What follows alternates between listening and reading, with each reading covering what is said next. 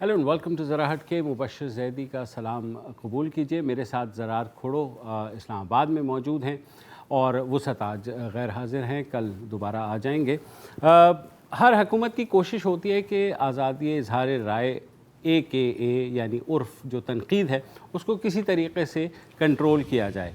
और पाकिस्तान में आपको पता है मीडिया पर वैसे ही इतनी कदगन लग चुकी है कि दबी दबी सी बात करना भी मुश्किल हो चुका है और एक रह दे के सोशल मीडिया ही रह गया था जहां पर आवाम जो है अपने दिल की भड़ास निकालते थे, अपनी आज़ादाना राय का इजहार करते थे, जो कि उनको आइन में भी उसका हक़ दिया गया है और क़ानून में भी। मगर अब हुकूमत जो है वो एक नए सेट ऑफ रूल्स लेकर के आई है जिनका नाम तो रखा गया है मज़े से citizens protection against online harm, यानी कि शहरियों को जो ऑनलाइन उनको नुकसान पहुंचने का अंदेशा हो उसके तहत कुछ रूल्स लेकर के आए हैं। मगर ये रूल्स बहुत मज़ेदार हैं। इसमें कहा गया है कि जनाब ये जितनी टेक्स्ट सर्विसिंग मैसेजिंग सर्विसेज हैं, WhatsApp, Facebook, messenger, Viber, we chat, Skype, Telegram, line, IMO, वीऑन,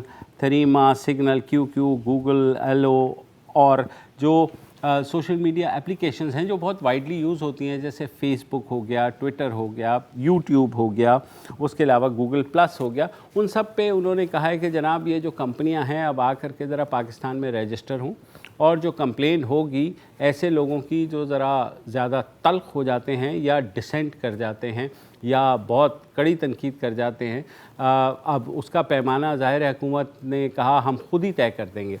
तो ये रूल्स जो है चुप चुपाते में पास हो गए। जो हमारे पास नोटिफिकेशन आया है उसकी डेट है 21 जनवरी की और ख़बर यह है कि कल वफाकी काबीना ने वज़ीर आज़म इमरान ख़ान की सदारत में ये नोटिफिकेशंस की बाज़ाब्ता मंजूरी भी दे दी है।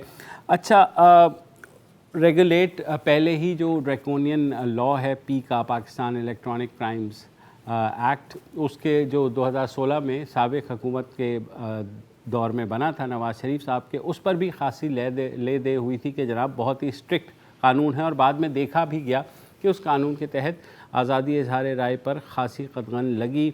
ब्लॉगर्स को, सोशल मीडिया एक्टिविस्ट को नोटिस भिजवाए गए, उनको जेल भेजा गया। मगर इस सारी जो नए सेट ऑफ रूल्स आ रहे हैं इनकी न जाने क्या ज़रूरत है, कुछ हमें समझ नहीं आ रही ज़रार। तो हमने सोचा कि जो सोशल मीडिया एक्टिविस्ट हैं, निगहतदात, जो बहुत उनकी रिसर्च भी है, काम भी करती हैं, उन्हीं से पूछ लें कि ये जो नए सेट ऑफ रूल्स हैं इनके अगर ये नाफिज हो गए हैं तो इसके बाद तनकीद किस कदर मुश्किल हो गई है पाकिस्तान में, ख़ुसूसन सोशल मीडिया पे। Thanks for joining us निगत। तो बताइए क्या मुमकिन है और क्या नहीं है अब? बहुत बहुत शुक्रिया मुबशर, ख़ास तौर पे इस नई जो डेवलपमेंट है इसके हवाले से बात करने के लिए।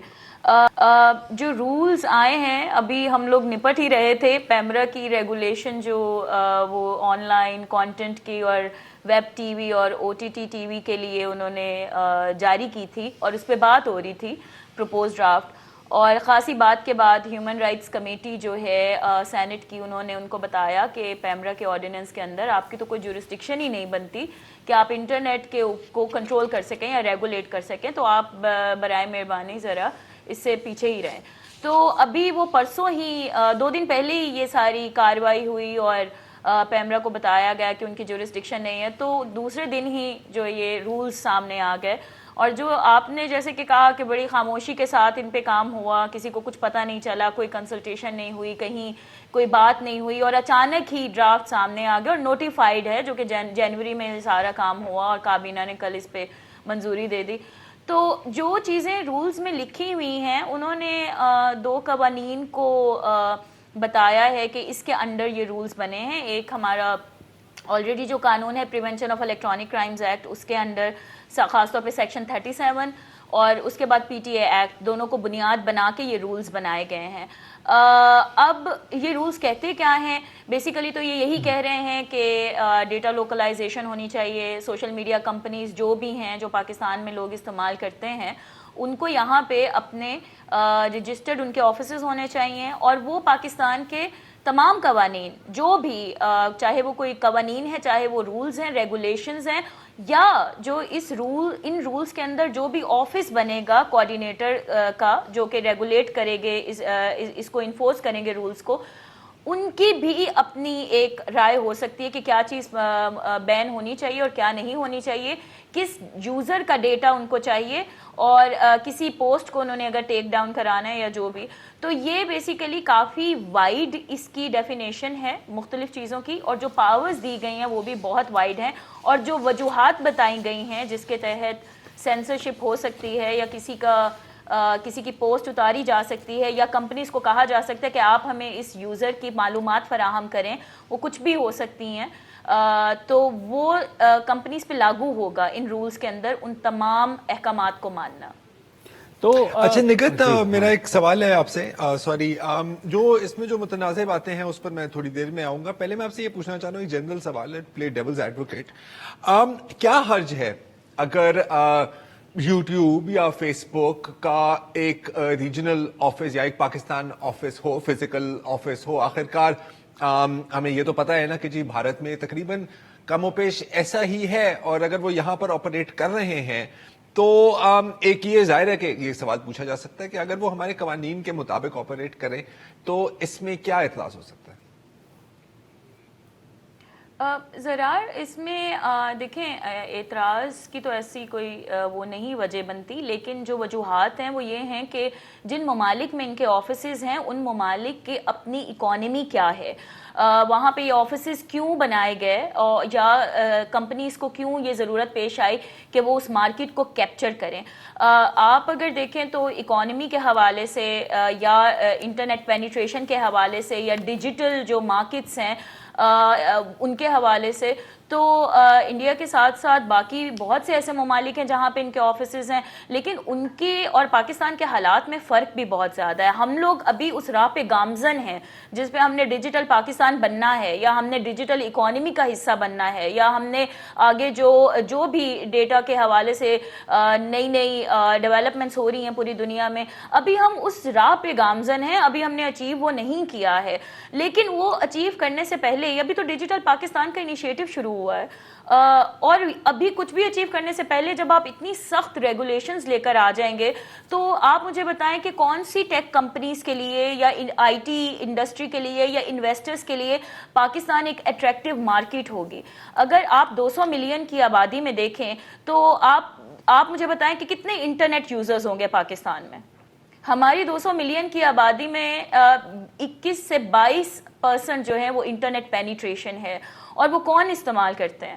تو یہ ایک کافی بڑا سوال ہے کہ کیا اٹریکشن ہے کہ یہ کمپنیز اتنی ایک انٹرنیشنل کرٹیسزم اٹھا کے اور وہ پاکستان میں آ کے اپنے آفیسز بنائیں گے. اور پھر ایک ہماری ہسٹری بھی ہے ریگولیشن کی کہ انٹرنیٹ کو کنٹرول کرنے کے لیے کیا کیا اقدامات ماضی میں ہوئے، وہ اس وقت سے شروع ہوتی ہے جب انٹرنیٹ کا استعمال پاکستان میں شروع ہوا.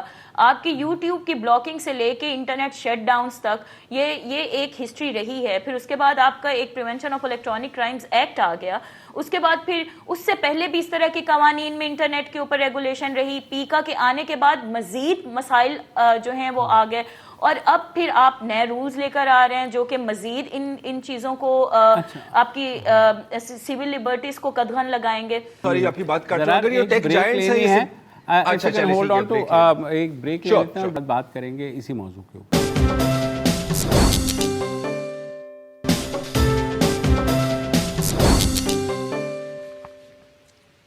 ویلکم بیک جی. اب یہ جو نوٹیفیکیشن ہے اس کو فیس بک اور ٹویٹر والے لائک کریں گے یا نہیں، یہ تو آگے کی بات ہے، دیکھنا ہوگا کہ ٹیک جائنٹس، سوشل میڈیا جائنٹس کا کیا جواب آئے گا. لیکن میں اب فوکس کرنا چاہ رہا ہوں یہ جو سیکشن ای ہے کہ کس طرح کا جو کانٹینٹ ہے اس پر اعتراض ہو سکتا ہے. تو بظاہر تو اس میں کوئی مسئلہ نہیں نظر آ رہا، جیسے کہ کہتے ہیں کہ جی جو لوگ فیک نیوز پھیلا رہے ہیں، بالکل فیک نیوز نہیں پھیلانی چاہیے. جو لوگ ہتک عزت یا ڈیفیمیشن کر رہے ہیں، بالکل یہ بھی نہیں ہونی چاہیے. حالانکہ اس کے بارے میں میرا خیال ہے ہمارے پاس کوئی 10-12 قوانین پہلے سے موجود ہے. پھر اس کے بعد کہ یا کوئی کانٹینٹ دیٹ وایولیٹس اور affects the religious, cultural, ethnic اور national security sensitivities of Pakistan. اب میں مطلب دعوے کے ساتھ کہہ سکتا ہوں کہ ہم میں سے کوئی ان چیزوں کو وائلیٹ کرنے کا شوقین نہیں ہے، نہ ہی کرنا چاہے گا. سوال میرا یہ ہے آپ سے نگت کہ کون فیصلہ کرے گا کہ فیک ہے نیوز یا صحیح ہے؟ کون فیصلہ کرے گا کہ ڈیفیمیشن ہے؟ اور کون فیصلہ کرے گا کہ یار یہ ہماری ریلیجس، کلچرل، ایتھنک اور نیشنل سیکیورٹی سینسٹیوٹیز کے خلاف ہے؟ جی دیکھیں، یہ پہلے بھی جب یہ پیکا بھی جب آیا تھا تو یہی سوالات اٹھائے گئے تھے اور یہی بات کی گئی تھی کہ کون یہ فیصلہ کرے گا کہ نیشنل سیکیورٹی کیا ہے. ایک اور زرار جو بہت امپورٹنٹ بات ہے جو ہم لوگ میرے خیال میں ہمیں بات کرنی چاہیے کہ یہاں پہ انہوں نے ایکسٹریمزم کی جو ڈیفینیشن دی ہے وہ انتہائی ویگ ہے اور خطرناک بھی ہے، کیونکہ ایکسٹریمزم کی جو ڈیفینیشن ہے اس میں وہ کہتے ہیں کہ کوئی بھی ایسی چیز جو کہ ڈیسینسی اور موریلٹی کے خلاف ہو یا پبلک آرڈر کے خلاف ہو یا کسی کی انڈیویجول یا میوچول رسپیکٹ کے یا ٹالرنس ہو، وہ اگر آپ اس کو بھی پڑھیں تو وہ بھی آپ کو خاصی پریشان کرتی ہے کہ جب آپ اتنے زیادہ وسیع اس کو کر دیں گے. بالکل بالکل زندگی تماشا ہے، بالکل اسی طریقے سے آپ کو یہ. اور اگر آپ تھوڑی پیکا میں بھی دیکھ لیں تو جب جو ہم لوگوں نے خدشات ظاہر کیے تھے وہ پرانی حکومت نے جب بنایا تھا تو انہوں نے ان کو ہم یہی کہتے رہے کہ یہ بیسیکلی سٹیزنز کی عورتوں کی پروٹیکشن کے نام پہ وہ قانون بنا تھا. بالکل مجھے اس کا نام دیکھ کے یاد آ گیا تھا کہ یہ سٹیزن پروٹیکشن کے نام پہ بنا ہے. وہ خواتین کو تو کوئی نہیں ملتا جب وہ جاتی ہیں، ان کو اس طریقے سے انصاف نہیں ملتا پیکا کے اندر جب وہ آن لائن وائلنس کا شکار ہوتی ہیں یا ہیٹ اسپیچ کا ہوتی ہیں. لیکن صحافی آپ کے گرفتار ہوتے ہیں، ان کی پروسیکیوشن ہوئی ہے. ہم نے دیکھا ہے پروٹیسٹرز جو آن لائن پروٹیسٹر جس کو باقاعدہ ایک حق تسلیم کیا گیا ہے آن لائن اسمبلی اور ایسوسی ایشن کو، جب وہ لوگ آن لائن اکٹھے ہوتے ہیں تو ان پہ بھی یہ لاگو ہوا ہے پیکا. اور یہی ہم ان رولز کے ساتھ بھی دیکھیں گے کہ اب مزید جو ہے آپ نے ایک پیکا 2.0 اگر میں کہتی ہوں تو یہ بالکل ٹھیک ہے، کیونکہ یہ ایڈوانس فارم ہے. وہ چیزیں جو آپ پیکا میں نہیں کر سکے اب آپ رولز کے اندر کریں گے. اچھا مجھے چلو شاباش. اچھا پتہ ہے اس میں ایک خدشہ یہ بھی ہے جس کے بارے میں لوگ بات کرتے ہیں کہ اتنی ایکسیسو قسم کی اور ایگریسو قسم کی اگر رولز لائیں گے تو کیا ہم بالکل چائنیز ماڈل کی طرف جا رہے ہیں؟ کیا بالکل ہی ہم چین کی چائنا کاپی ہیں سر؟ ہاں چین کی چائنا کاپی ہیں. آپ کو لگتا ہے ہم چین نہیں ہیں، ہم 7 دن میں ہسپتال نہیں بنا سکتے لیکن ہم یہ کرنے کے لیے تیار ہیں. لیکن 7 دن میں اکاؤنٹ بند کر سکتے ہیں. کیوں 7 دن میں سر؟ 7 دن محبت. ہاں تو نگہت بتائیے آپ کا خیال ہے کہ یہ وہی ایک اوپریسو قسم کی پالیسی لگ رہی ہے آپ کو؟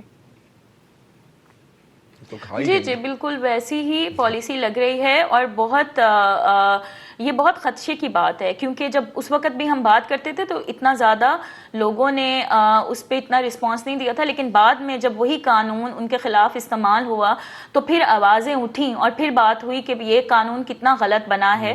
اور اب جب یہ بننے جا رہے ہیں تو ہم وہی ایٹماسفیئر اور وہی ماحول دیکھ رہے ہیں جس میں زیادہ لوگ بات نہیں کر پا رہے، اور ماحول بھی کچھ چونکہ ایسا ہے.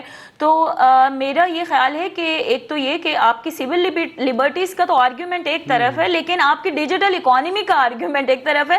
ہمارے ینگ لوگ پاکستان سے نکل جائیں گے، ہم اسپیس ان کی تنگ کر رہے ہیں یہاں پہ. اچھا نگہت مجھے یہ بتائیے کہ یہ تو ایک بات ہو گئی کہ وہ کیا کر سکتے ہیں.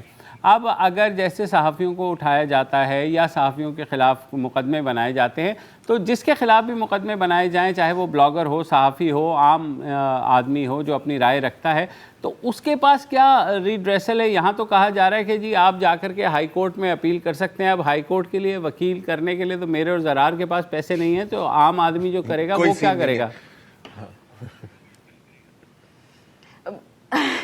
وہ میرے خیال میں پھر اللہ سے ہی دعا مانگے گا کہ وہ کیا کرے.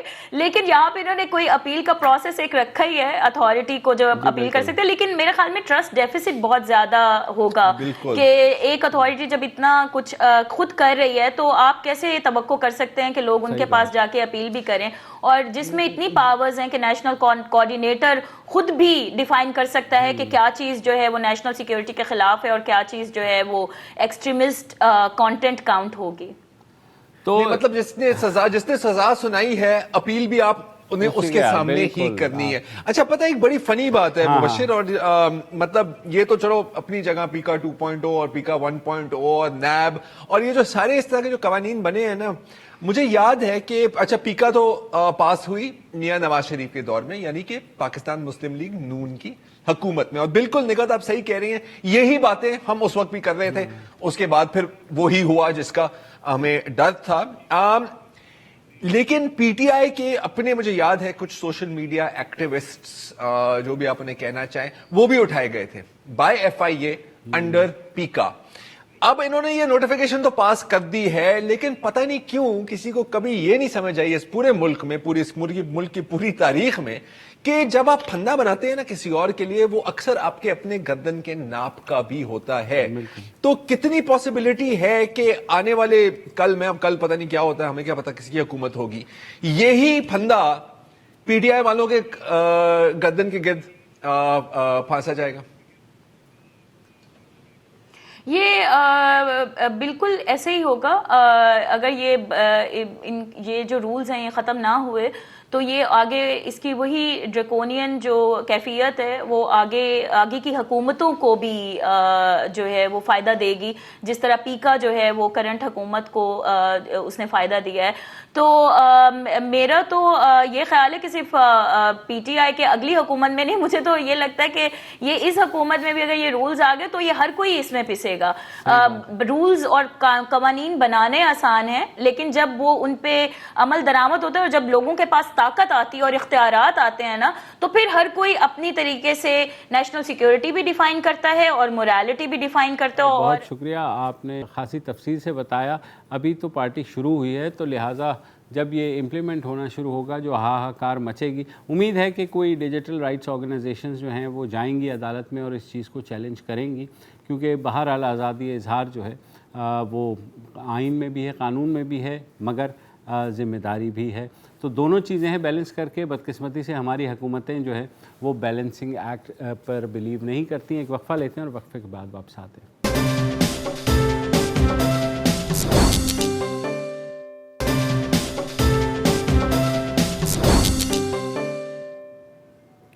Welcome back. اور اب کچھ بات کر لیتے ہیں کراچی سرکولر ریلوے کی. کراچی بدقسمتی سے وہ شہر ہے جہاں اب کم از کم 30 سال سے لوکل ٹرین نہیں چل رہی ہے, اور جو پبلک ٹرانسپورٹ ہے اس کا بھی کچھ پتہ نہیں ہے. پبلک ٹرانسپورٹ کا کوئی اندازہ نہیں ہے. گرین لائن کا جو ایک منصوبہ ہے وہ بھی ابھی تک ادھورا پڑا ہوا ہے. تو آج سپریم کورٹ نے ریلوے کی جو سماعت کی, اس میں انہوں نے حکم دیا کہ کراچی سرکولر ریلوے کو 3 ماہ میں مکمل کیا جائے, اور جو ML1 منصوبہ ہے 2 سال کے عرصے میں اس کو بھی مکمل کیا جائے. کراچی سرکولر ریلوے کے بارے میں برسوں سے بات ہوتی رہی ہے, بڑے بڑے منصوبے بھی بنتے رہے ہیں, مگر ایونچولی بات کی جاتی ہے کہ تجاوزات ہیں ان کی وجہ سے نہیں ہو پاتا. کیا ایسا ہی ہے؟ آج ہمارے ساتھ موجود ہیں کراچی کے سابق ایڈمنسٹریٹر فہیم زمان صاحب, جن کا یہ کہنا ہے کہ بالکل کراچی سرکولر ریلوے جو ہے وہ اس عرصے میں چلائی جا سکتی ہے, جس کے بارے میں سپریم کورٹ نے آج حکم دیا ہے. تو انہی سے پوچھ لیتے ہیں فہیم زمان صاحب, کیسے ممکن ہے؟ دیکھیے, سرکولر ریلوے کوئی آج کی چیز تو ہے نہیں, 70 کی دہائی سے چل رہی ہے. میرے پاس پاکستان ریلوے کی اپنی کتاب ہے, اس میں اس کے مطابق 1985 میں روزانہ کم از کم 93 ٹرینز چلا کرتی تھیں. تقریباً کوئی 64 لاکھ پیسنجرز استعمال کرتے تھے, شہری استعمال کرتے تھے, اور 55-60 لاکھ روپے سال کا سرکولر ریلوے کو منافع بھی ہوتا تھا. اچھا, اس زمانے میں صرف ایک ٹریک تھا, آج تو خیر وہ بھی نہیں ہے. ایک ٹریک تھا, وہی ٹرین جاتی تھی, وہی ٹرین آتی تھی. اس طرح سے کر کے آپ سمجھ لیجئے کہ 46-48 بار وہ لوپ کرتی تھی صبح سے لے کے رات تک, اور جو ہے وہ چلتی تھی. سرکولر ریلوے 43 کلومیٹر کا ٹوٹل, جس میں سے 28 کلومیٹر کا جو ہے سرکولر لوپ ہے, اور پھر جو برگ اسٹیشن سے قائد آباد وغیرہ تک ملیر کوئی 15 کلومیٹر ہو ہے, تو 43 کلومیٹر بنتا ہے. دیکھیے, ساری دنیا میں لوکل ٹرینز چلتی ہیں, سبربن ٹرینز کہلاتی ہیں, میٹروز کہلاتی ہیں. اس وقت چائنا نے 140 شہروں میں سبربن اور لائٹ ریلز چلا رہے ہیں. میجر ان کا ایک وہ ہے. ایک آج بھی اور دو ٹرینیں, ایک جانے کا ٹریک ہوتا ہے ایک آنے کا ٹریک ہوتا ہے. 10 فٹ چوڑی ٹرین ہوتی ہے تو 10 اور 10 20 فٹ کی یہ ہو گئی. ان دونوں کے بیچ میں 10 فٹ کی جگہ تو 30 فٹ ہو گئی. 10 فٹ اگر آپ سائیڈ میں اگر آپ لے لیں تو یہ 50 فٹ جگہ ہو گئی. کراچی سرکولر ریلوے کی جو اوریجنل الائنمنٹ تھی یا ریزرویشن تھی وہ 100 سے 150 فٹ تک کی ریزرویشن تھی. وہ بہرحال اس میں پارٹلی انکروچ ہوئی. مگر میں پوری ذمہ داری سے یہ بات کہتا ہوں اور میں یہ آپ کے ناظرین کو دکھانے کے لیے تیار ہوں کہ یہ جو سرکولر ریلوے کا جو یہ ٹریک ہے جو اس پر آج بھی کم از کم 60 سے 70 فٹ کی جو ریزرویشن ہے وہ کلیئر پڑی ہوئی ہے. تو بنیادی مسئلہ یہ ہے کہ وہ ول نہیں ہے, وہ نہیں ہے, یا پولیٹیکل ول کہہ لیجیے, ٹیکنیکل ول کہہ لیجیے. ریلوے کے حکام سے آپ بات کریں تو وہ 2 سے 4 ارب ڈالر کا پروجیکٹ بناتے ہیں. وہ اس بات میں تیار نہیں ہیں کہ یہ اب اپنی مقامی جو وسائل ہیں ان کو استعمال کر کے جو ہے کراچی کے شہریوں کے لیے ٹرین چلائی جا سکے. اچھا, اس میں سے 2016 میں جائکا نے ایک جو جاپان کی ایڈ ایجنسی ہے انہوں نے کہا تھا کہ ہم 216 بلین آپ کو دے سکتے ہیں اگر آپ نے بنانا ہے. تو اس پہ بھی گفتگو تو ہوتی رہی, میٹنگز بھی ہوتی رہی, ایونچولی کچھ نتیجہ نہیں نکلا. دیکھیے جائکا نے 2.16 بلین ڈالرز کی بات کی تھی. دیکھیے جاپانیوں کا جاپنیز انٹرنیشنل کوآپریشن ایجنسی, دیکھیے آپ ان کو کہہ نہیں سکتے. بنیادی طور پہ اگر وہ بنائیں گے تو اپنی ریل کی پٹری لائیں گے, وہ بنائیں گے تو اپنی ٹرین لائیں گے, اپنے سگنلز لائیں گے, سب چیزیں اپنے پاس سے لے کر آئیں گے اور وہ انتہائی قیمتی ہوں گی, مہنگی ہوں گی. جاپان پاکستان کے اندر بہترین ریلوے کیریج فیکٹری ایگزسٹ کرتی ہے. رسالپور میں بہترین لوکوموٹیو فیکٹری ایگزسٹ کرتی ہے. ریل کاپ موجود ہے. اس وقت میں آنے سے پہلے آپ کے پروگرام میں یہ دیکھ رہا تھا کہ انٹرنیشنلی اس وقت ریل کی پٹری کا ریٹ کیا ہے. وہ $550 پر ٹن ہے. اس کے حساب سے اگر آپ 43 کلومیٹر کے اوپر 4 پٹریاں ڈالیں گے تو یہ تقریباً جو ہے $3.3 ملین یا 51 کروڑ روپے کی بنتی ہے. اگر اس پورے ٹریک کو آپ دونوں طرف سے فینسنگ کریں گے تو یہ کوئی ارب روپے کی مزید وہ ہے. آپ چائنا, آپ کہتے ہو کہ چائنا کے ساتھ آپ کی دوستی سمندر کی گہرائی سے زیادہ گہری اور پہاڑوں سے زیادہ اونچی ہے. آپ ان کے ساتھ کسی قسم کا جوائنٹ وینچر کرو, ان کے ہاں سے ٹیکنالوجی لے کر آؤ. اپنی جو کیریج فیکٹری ہے جس سے آپ ریلوے کیریجز ایکسپورٹ کر رہے ہو, بنگلہ دیش کو کر رہے ہو, صومالیہ کو, آپ کیا ضروری ہے کہ آپ بلٹ ٹرین یا جیپنیز اور سوئز جو لیٹسٹ ٹرینز ہیں وہ چلائیں. آپ اپنے حالات کے مطابق یہاں پر ٹرین چلائیں. الیکٹرک ملٹیپل یونٹ یا ڈیزل ملٹیپل یونٹ, یہ عام چیزیں ہیں ساری دنیا میں 100 سال سے چل رہی ہیں. آپ کہہ رہے ہیں کہ ہمارے پاس کیریج کی ورکشاپس بھی ہیں اور جو آپ نے باقی باتیں کی. سوال میرا آپ سے یہ ہے کہ کیا شیخ رشید صاحب کو اس کا علم ہے, اور اگر انہیں علم نہیں ہے تو کیا سپریم کورٹ کو اس کا علم ہے یا کسی نے ان کو بتایا ہے کہ سر یہ ہم خود بھی کام کر سکتے ہیں؟ دیکھیے مجھے ایمانداری سے نہیں معلوم کہ ان کو کسی نے بتایا نہیں بتایا, مگر میری زندگی کا تجربہ یہ ہے کہ جتنے بڑے بڑے لوگ ہوتے ہیں ان کو بڑے بڑے پروجیکٹس میں انٹرسٹ ہوتا ہے. ان کو یہ ضروری نہیں کہ کراچی کے شہریوں کو ٹرانسپورٹ, اربن ٹرانسپورٹ پرووائڈ کرنے سے بھی دلچسپی ہو. جو لوگ اسلام آباد میں بیٹھے ہیں یا بیٹھے ہیں, میں نہیں کہتا کہ برے لوگ ہیں, اچھے لوگ بھی ہو سکتے ہیں, مگر بہرحال کچھ چیزیں تو روز آیا کی طرح روشن ہے نا آپ کے سامنے ہے. ذرا آپ یہ دیکھو 1998 میں کراچی کا جب سینسس ہوا تھا 1 کروڑ کی آبادی تھی, 3 لاکھ کاریں تھیں رجسٹرڈ, 3.5 لاکھ موٹر سائیکلیں تھیں, 22,000 بسیں تھیں. آج تخمینہ لگایا جاتا ہے کہ کراچی کی آبادی کوئی 2.5 کروڑ ہے. آج 35 لاکھ سے زیادہ موٹر سائیکلیں ہیں کراچی میں, 15 لاکھ سے زیادہ رجسٹرڈ کاریں ہیں, اور وہ 22,000 بسیں جو ہیں وہ اب کوئی 6,000 رہ گئی ہیں. تو مجھے بتائیے یہ یہ کیسی مملکت خداداد ہے, یہ کس قسم کس قماش کے حکمران ہیں جو لوگوں کو, میں آپ کے پروگرام سے پہلے فہیم صاحب ایک چھوٹی سی بریک لینی ہے تاکہ پلیز. بریک کے بعد ہم گفتگو کو جاری رکھتے ہیں. بریک.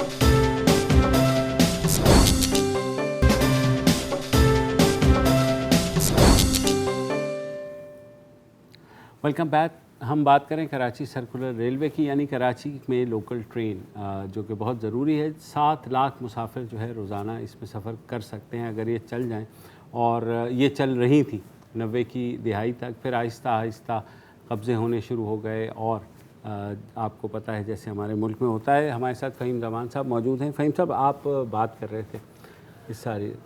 جی دیکھیے, میں خود کوئی ریلوے کا ایکسپرٹ نہیں ہوں. 94-95 سے سرکولر ریلوے اور اس کو دیکھ رہا ہوں. تھوڑا سا ایک ٹیکنیکل بیک گراؤنڈ ہے, لوگوں سے بات کرتا ہوں. ارشد خٹک صاحب ہیں اس وقت جو railway chairman railway board, very good officer. مگر میں ان تمام لوگوں سے یہ کہتا ہوں کہ خدا را اگر آپ نے کچھ کرنا ہے, کیونکہ کراچی کی سرکولر ریلوے صرف کراچی کی سرکولر ریلوے نہیں ہے. جو 90s میں تھا کہ کم سے کم 22 ریکس چاہیے ہوں گے 6 بوگیز کے, اب شاید اس کی تعداد زیادہ ہوگی, ضرورت ہوگی. آپ آگے تک شاید دھابی تک بڑھاؤ, پھر آپ حیدرآباد میں, لاہور میں, پشاور, کوئٹہ, آپ کی آبادی کس تیز رفتاری سے پھیل رہی ہے. آپ کو تو آپ کو اچھا آپ کے پاس بہترین فیسلٹیز ہیں.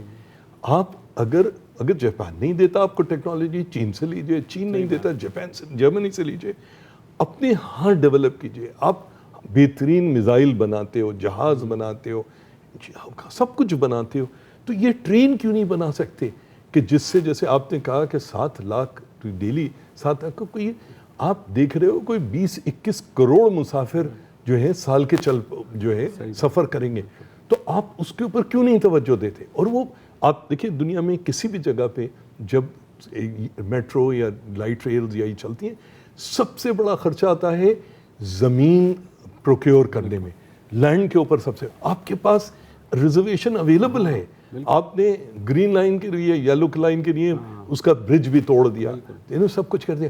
تو یہ انفراسٹرکچر موجود ہے. اور آج یہی چیف جسٹس صاحب نے کہا کہ آپ اپنی کوئی 2-3 پراپرٹیز بیچ دیں ریلوے والے, تو اس سے یہ آرام سے چل سکتے. دیکھیں نا, آپ کو 2 ٹریک ڈالنے, جیسے میں بتایا 50-55 کروڑ روپے کا وہ خرچہ ہے, ٹھیک ہے. آپ کو دونوں طرف اس کے فینسنگ کرنی ہے, ٹھیک ہے, جو کہ چلیے 1 ارب کا 2 ارب روپے کا خرچہ ہو گیا. آپ کو ٹرینیں لانی ہیں, ٹرینیں بنانی ہیں ٹریکشن موٹرز کے ساتھ. مطلب یہ کوئی راکٹ سائنس نہیں ہے. میں نہیں کہہ رہا کہ آپ آج بلٹ ٹرین اور اس کے مقابلے کی کوئی ٹرین بناؤ. میں تو آپ سے یہ کہہ رہا ہوں کہ یار 20 سال پہلے جو چیز دنیا میں چلتی تھی وہ چلا دو. وہ دیکھیں نا, آپ 50-60 کلومیٹر سے زیادہ تیز چلا نہیں سکتے. اسٹیشن 1 سے 1.5-2 کلومیٹر کے فاصلے پر اسٹیشن ہے. تو جب آپ کو کوئی فاسٹ ٹرینز نہیں چلانی, آپ ڈیزل ملٹیپل یونٹس لے آؤ, الیکٹریکل ملٹیپل, یہ انگریزی کے الفاظ ہیں مگر بہت سمپل چیزیں ہیں. آپ برانڈ نیو نہیں لا سکتے, یوز لے آؤ, ریفربش لے آؤ, لوگوں کو آسانی پیدا کرو. اور اگر آپ کو اندازہ نہیں ہے کہ اگر یہ چلنا شروع ہو جائے تو پھر فیڈر روٹس پہ بسز خود بخود چلنے لگیں گی, چنچیاں لوگوں کو اٹھا کے اسٹیشنز پہ لانا شروع کر دیں گی. ساری کی ساری چیزیں ممکن ہیں. مگر المیہ یہ ہے کہ ایک طرف ریلوے ہے جو کہ ایک فیڈرل ادارہ ہے, دوسری طرف KMC ہے جو کہ لوکل گورنمنٹ کے ماتحت آتی ہے, تیسری طرف سندھ کی بادشاہ حکومت ہے. ایسا لگتا ہے کہ کوئی تعلق واسطہ ان کا آپس میں نہیں ہے, صرف سپریم کورٹ. چیف جسٹس گلزار صاحب نے خاصی توجہ دی ہے, اور ظاہر ہے ان کا تعلق بھی اسی شہر سے ہے, اور وہ بیچارے بہت کوشش کرے. بیچارے میں اس لیے کہہ رہا ہوں کہ جتنی ریزسٹنس ان کو دیکھنی پڑ رہی ہے, اب انہوں نے جو حکم دیا ہے کہ 3 ماہ میں, تو 3 ماہ میں ممکن ہو پائے گا؟ نہیں دیکھیے, یہ 3 ماہ میں تو پٹری بھی نہیں بچھا سکتے. یہ سگنل لگانا, دونوں سائڈ سے فینسنگز کرنا, ڈبل, یہ ہو سکتا ہے کہ پرانی پٹری چلا کے کہ سپریم کورٹ نے آرڈر دیا ہے تو بس ٹرین چلا دیں, وہ فیل ہو جائے گی, اس پہ کوئی چڑھے گا نہیں, ٹھیک ہے نا. آج کا جو لائٹ ریل یا سبربن ریل یا میٹرو ریل وہ بہت ایفیشینٹ سسٹم ہے. آپ ہر 5-7 منٹ کے بعد ایک 6 ڈبوں والی ٹرین چلاؤ گے, وہ 60-70 کلومیٹر پہ چلے گی. ٹریکشن موٹرز انورٹرز کے ساتھ یہ ایک دم سے ایکسلریٹ کرتی ہیں, ایک دم سے رکتی ہیں, ٹھیک ہے. یہ چھوٹی چھوٹی ٹرینز لوگ آتے جائیں اور پھر آپ جو ہے 15-20 منٹ میں 25 منٹ میں رش آور میں آپ لوگوں کو نیپا سے وزیر مینشن یا سٹی اسٹیشن پہنچا رہے ہوگے. آپ دیکھیے کہ کراچی کی سڑکوں پہ کتنا زور کم ہو جائے گا. نہیں بالکل, اور پولوشن اور ہماری رینج میں ہے. دکھ اس بات پہ ہوتا ہے کہ صرف اور صرف کوئی لوگ بیٹھ کے, اب وہ $4 بلین کا پروجیکٹ نہ نوما تیل ہوگا نہ رادا ناچے گی. آئی ہوپ کہ چیف جسٹس نے جو یہ ڈائریکشن دی ہے اس پر عمل ہوگا اور کراچی کے لوگ بھی ایک پبلک ٹرانسپورٹ نامی چیز سے بہرہ مند ہو پائیں گے. فی الحال اتنا ہی, اور فہیم زمان صاحب کا بہت شکریہ کہ جنہوں نے اتنی تفصیل سے بتایا کہ یہ کیسے ممکن ہے. اجازت لیتے ہیں, کل دوبارہ حاضر ہوں گے. اجازت دیجیے, خدا حافظ. السلام علیکم. اگر آپ کو ہمارے شو پسند آیا ہے تو پلیز ہمارے یوٹیوب چینل کو سبسکرائب کریں, اور اگر مناسب سمجھے تو اس ویڈیو کو لائک بھی کر لیں, تو کوئی حرج نہیں ہے, اور شیئر بھی کر لیں اور کمنٹ بھی کر دیں, ورنہ وہ سب ایسے ہی لکھتے رہیں اور یہ جو دونوں کہہ رہے ہیں یہ کر لیں جی پلیز. نہیں تو ہمیں بھی گھر جانا ہے, ہمیں آپ کے کمپیوٹر میں نہیں رہنا 24 گھنٹے. صحیح بات.